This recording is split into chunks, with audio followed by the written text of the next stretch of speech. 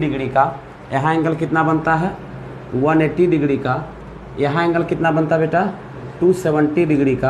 अब वापस यहाँ कितना एंगल बनता है तो 360 डिग्री। तो दिक्कत इसमें नहीं ना, यहाँ वापस एंगल बनता है आपका 360 डिग्री। क्लियर है? चलिए नेक्स्ट बात हम लोग यहाँ से अब करते हैं। अगर यहाँ हम सबसे पहले जो ग्राफ देखने वाले हैं, किसका ग्राफ देखने वाले हैं, y = sin x का।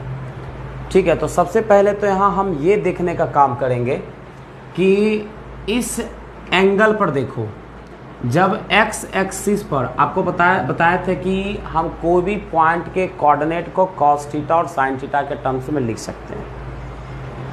तो cos थीटा यहाँ पर x कोऑर्डिनेट को रिप्रेजेंट कर रहा है और sin थीटा यहाँ पर y कोऑर्डिनेट को रिप्रेजेंट कर रहा है। अगर मैं इस एक्सिस पर बात करूं तो इस एक्सिस पर जो आपका sin थीटा होगा, sin थीटा क्या होगा बच्चा, 0 होगा, क्योंकि sin थीटा y कोऑर्डिनेट को रिप्रेजेंट करता है और x एक्सिस पर जो y कोऑर्डिनेट होता है वो क्या होता है आपका 0 होता है। तो यहाँ पर sin का वैल्यू क्या मिलेगा, 0 मिलेगा, और जब यहाँ जब आओगे तो sin का वैल्यू क्या मिलेगा, 1 मिलेगा। तो इनिशियली इसका वैल्यू क्या था, 0 था, और 90 पर पहुँचने पर वैल्यू क्या हो गई, इसकी 1 हो गई।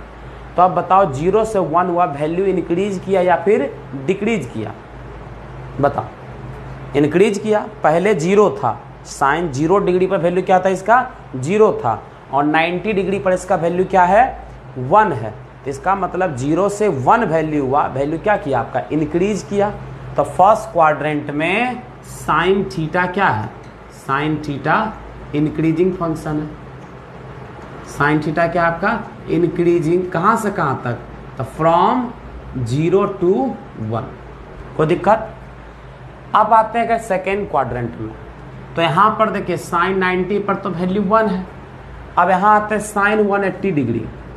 अगेन ये एंगल कहाँ पर है, एक्स एक्सिस पर लाई कर रहा है, और एक्स एक्सिस पर कोई भी एंगल अगर लाई करता है तो उस एंगल के लिए साइन का वैल्यू क्या होता है, 0 होता है। तो साइन 180 का वैल्यू क्या मिलेगा तुमको, 0 यहाँ मिलेगा। तो 1 से क्या पहुँचा, 0 पहुँचा था। बताओ वैल्यू इंक्रीज किया या डिक्रीज किया, तो वैल्यू आपका डिक्रीज किया। तो कहाँ से किया, तो मतलब साइन थीटा क्या है आपका, डिक्रीजिंग है, साइन थीटा डिक्रीजिंग